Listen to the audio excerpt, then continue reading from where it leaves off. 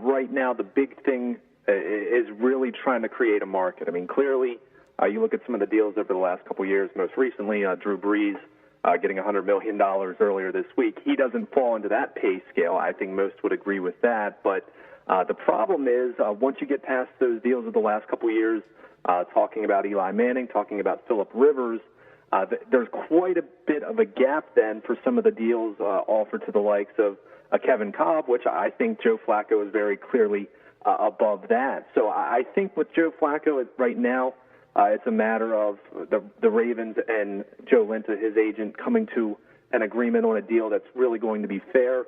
I know the Ravens have expressed some optimism about a deal being done prior to the start of training camp. From what I hear from Joe Flacco's side, I'm not so sure that's realistic.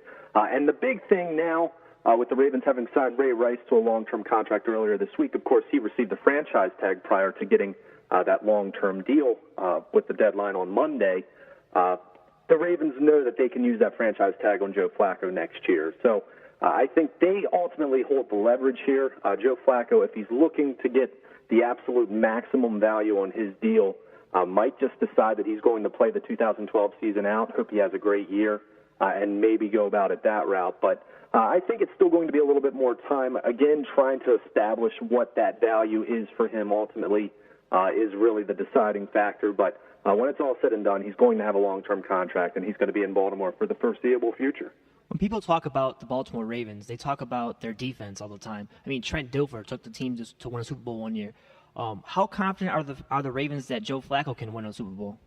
Well, I think they're very confident. I think you look at what Joe Flacco's done over the last 4 years. I mean, he's won 48 games or 44 regular season games over the last 4 years. He's won at least one playoff game in each of his first 4 years, which no other quarterback has done. And I think they are fully confident in Joe Flacco. I mean, you take a look at what happened last year. They were a dropped Lee Evans pass away from going to the Super Bowl in New England. So I think they are confident in Joe Flacco.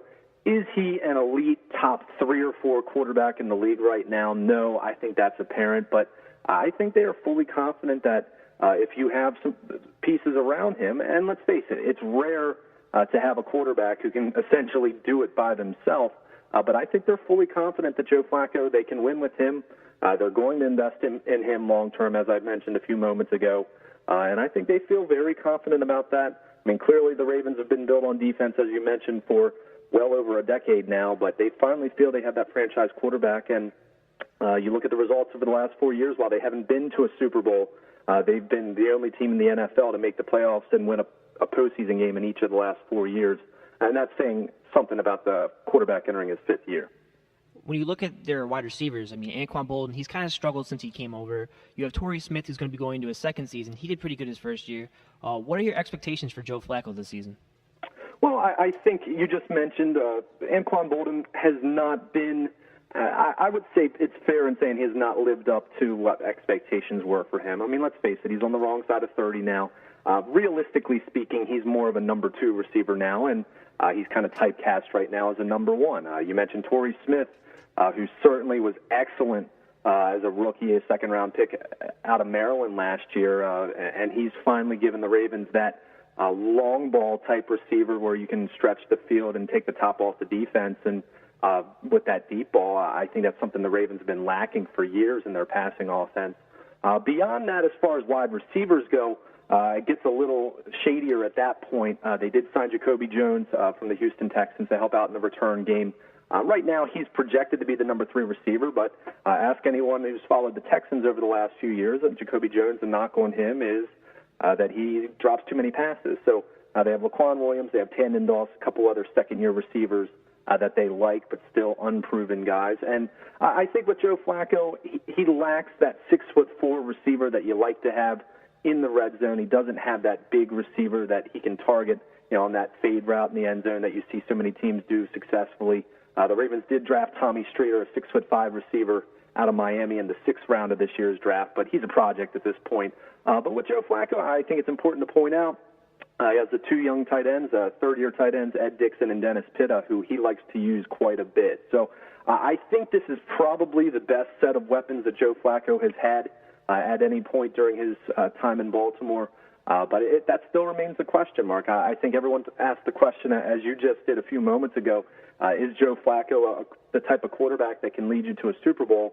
He hasn't had the greatest talent at the wide receiver position at his disposal, so that remains to be seen. But I think the Ravens, given the fact that they had some young receivers last year, did not have any OTAs or an offseason due to the lockout, I think having a full offseason this year is going to help them, and they're really hoping that offense can take it to the next level. You mentioned the lack of depth behind Anquan Boldin and Torrey Smith. Why did they decide to release Lee Evans? Well, Lee Evans, first of all, he was owed a bonus, and second of all, I mean, he didn't perform last year. He was hurt early in the season. Actually, it was after the third preseason game, he came down with what was never specifically said to be a stress fracture in his foot, but that's what it was, and that hampered him. He missed the first half of the season essentially after trying to play hurt the first couple weeks, and he just never made an impact. He had four catches the entire season. Obviously, he had the drop in the final seconds of the AFC Championship game that would have sent the Ravens to the Super Bowl. And like I said, he was owed a roster bonus. His cap number was in the neighborhood of $4.5 million. And the Ravens just didn't feel that his production and where he was at as a wide receiver at this point justified what his cap number was. And as you probably know, the Ravens suffered quite a few losses in free agency just because they didn't have much cap room. So that was one move they made to alleviate their cap number a little bit and give them the ability to re-sign some players. But ultimately, Lee Evans didn't produce last year, wasn't really what they were hoping to get. And let's keep in mind, when he was signed last year, Torrey Smith, it was still a mystery what he was going to bring to the table in 2011, and certainly Torrey Smith filled the role that they needed as far as a guy who could stretch the field. So really it made Lee Evans a disposable commodity at that point. In recent years, the Ravens have operated in a run-first offense, but as people like Ron Jaworski have said, Flacco has one of the strongest arms in the NFL. What changes do you see coming forth in the Ravens offense? Well, I think it's still going to center around Ray Rice. I mean, clearly the Ravens just invested $24 million of guaranteed money, a 5-year, $40 million contract on Ray Rice. He's still the focal point of the offense, but that said, as you mentioned how the NFL has become a more pass-happy league here over the last 7 or 8 years, I think you'll see them put the ball in Flacco's hands a little bit more than what we've seen in the past, and I think that's been a progression from his first year in 2008 until now.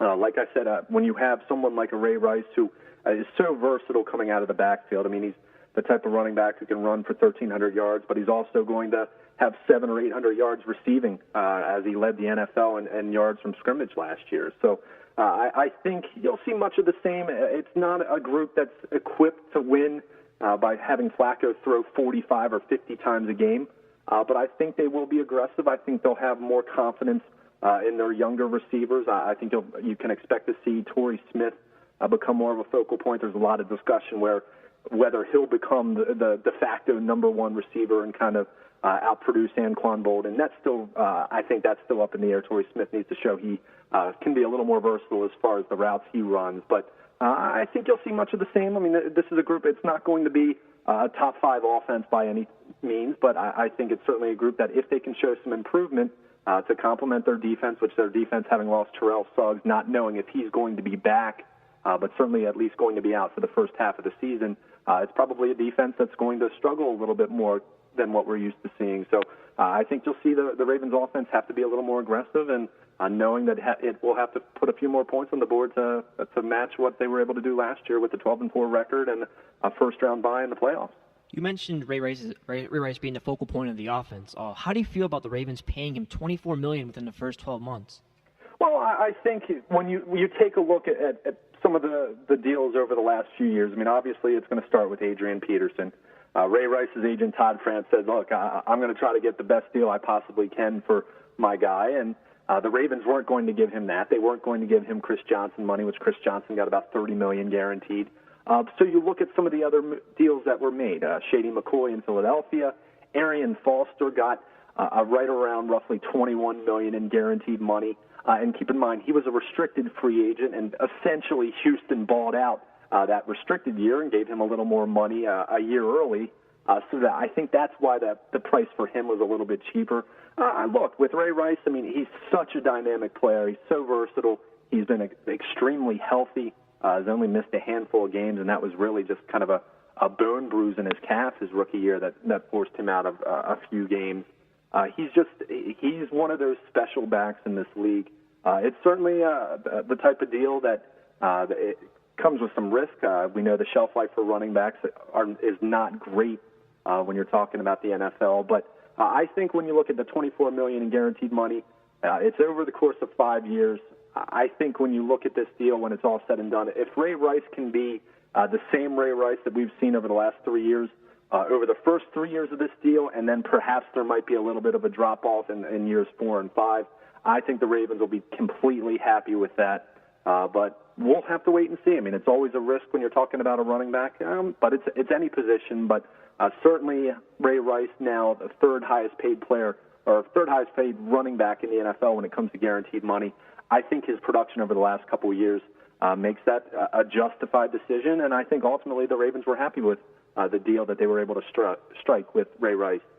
Obviously, everybody in Baltimore is happy. They all love Ray Rice. But why do you think it took the Ravens to wait until the deadline to pay him? Well, it just comes down to a deadline. I mean that's the way these things work. When you don't have any urgency, neither side has a reason to really move from where they're standing. So what you ended up having was Ray Rice, his side was really looking for not so much Adrian Peterson money, but they were looking for a contract kind of in line with what Chris Johnson got, whereas the Ravens were probably more in line with what the deal ended up being. I think the Ravens, Ozzie Newsome, Pat Moriarty, who negotiates their contracts, they've always done a great job of basically coming up with a decision as far as this is the value we have on this player, and very rarely do they deviate from that.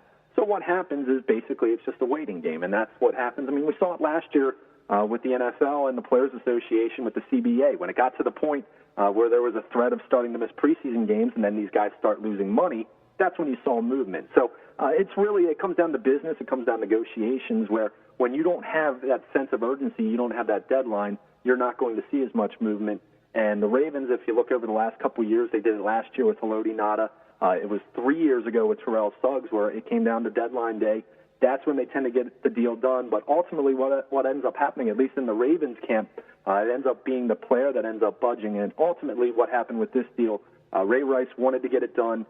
He felt that the Ravens were offering money that would make him feel respected and compensated properly for what he's been able to do and what is expected to do over the next few years. And that's really what it comes down to. It's not anything that there was a specific snag, anything like that. But like I said, when you have a deadline, that will ultimately force people to move and to come off of their number if they're willing to be more comfortable with something else. And that's ultimately when you get these deals done. That's why I said to you before, I'm not expecting necessarily a Joe Flacco deal to be done overnight because right now there's no urgency because he has 1 year left on his deal. When you look at the defensive side of the ball for the Baltimore Ravens, Ed Reed's been one of the crucial players on that team. Why did he turn down a multi-year offer last season? Well, because there wasn't enough money. I mean, that's what it comes down to. I mean, Ed Reed, at this point in his career, I mean, he's going to be 34 years old in September. He's dealt with chronic neck and shoulder issues. He has a nerve impingement in his neck that he's played with for the last 4 years, and it's the type of injury that really there's nothing that can be done for it other than surgery that would definitely end his career. So he feels that he's been playing hurt. He's still played at a high level, and he expects another major payday. And the reality is the Ravens, he's in the final year of a 6-year contract that was signed in 2006 that it made him the highest paid safety in the game at the time, one of the highest paid defensive players in the game at that point in time. And he's scheduled to make $7.2 million this year. The Ravens last year at one point did offer him a multi-year deal, but it wasn't dynamic money. It's not the kind of money he was looking for. He's looking to be paid as one of the top safeties in the game at this point. And when you look at Ed Reed with his health issues, he had hip surgery 2 years ago that forced him to miss the first 6 games of the season. He's just been really banged up. And over the last couple of years, I mean, if you followed along on his Twitter account at all here over the last couple of weeks, you see what kind of comments he makes. And he's done this off and on the last couple of years with some cryptic comments as far as not knowing how much longer he's going to play, whether he could retire. I don't know about you, but if you have a player sending mixed signals about whether they want to continue to play, that's typically not going to give you much incentive to offer up a lucrative multi-year contract. So really what's going to happen with Ed Reed, now he worked out at the Ravens facility yesterday. He's giving indications now that he is going to report for training camp next week, but until we see him show up, until I see him at the Ravens Owings Mills facility, I'm still going to have some level of doubt. But ultimately, when it's all said and done, he's going to play this year under the terms of the last year of his contract, which is $7.2 million. And then at the end of the season, the Ravens will reevaluate this. They had a similar situation with Ray Lewis going back in the offseason following 2008, when they basically allowed Lewis to go out and shop himself, see what kind of market he could create. And then what he ended up finding out was the Ravens valued him more than other teams did. And I could see a similar scenario playing out with Ed Reed. I just think the reality is he's still one of the best safeties in the game. But when you're talking about someone who is really in the late November of his career, where he might only have another year or two left, they're just not going to give him that lucrative financial investment. It's just not reality. The Ravens will pay him, and they offered him a deal last year, but it's going to be under their terms, not his. As you mentioned, he's 34 years old in September. He's had a bunch of injuries. How much do you think Ed Reed has left in the tank, and does he still have the same value to the Ravens? Well, I think he's still a very valuable player, and when you have someone like Ed Reed, I mean, you're talking about a player that opposing coaches, the opposing offense has to account for on every play. Even if Ed Reed isn't picking off passes, even if you're not seeing him right in the picture making plays, if you're watching it on TV, you always have to account where he is on a football field. Now, the neck and shoulder issue has really impacted his ability to tackle.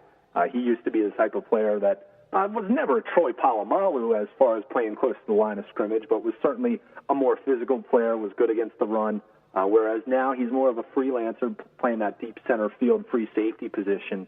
You see more of that from him now than anything else. He's still a valuable player. Is he the same safety he was 4 years ago? No, but that's going to be the case with any player. So I think when it's all said and done, I think the Ravens would be more than willing to work out a modest, maybe 2-3 year contract that would be fair financially. They're not going to disrespect him, but ultimately they need to see where his frame of mind is and where he's at physically, and I think we won't have a good idea for that until after the 2012 season. But certainly they still value him highly at this point, and they still will need him, especially with the loss of Terrell Suggs. Arguably the best player of all time for Baltimore Ravens football was Ray Lewis. He's 37 years old right now. How many more seasons do you expect him to play? Well, it's funny because I get this question every year, and we talk about it every year here in Baltimore. I mean, you just said it. The guy's 37 years old, entering his 17th season. You look at some of his contemporaries or some of the biggest comparisons you can make with some of the greatest linebackers of all time, and guys, along the lines of Mike Singletary, Jack Lambert, you name them.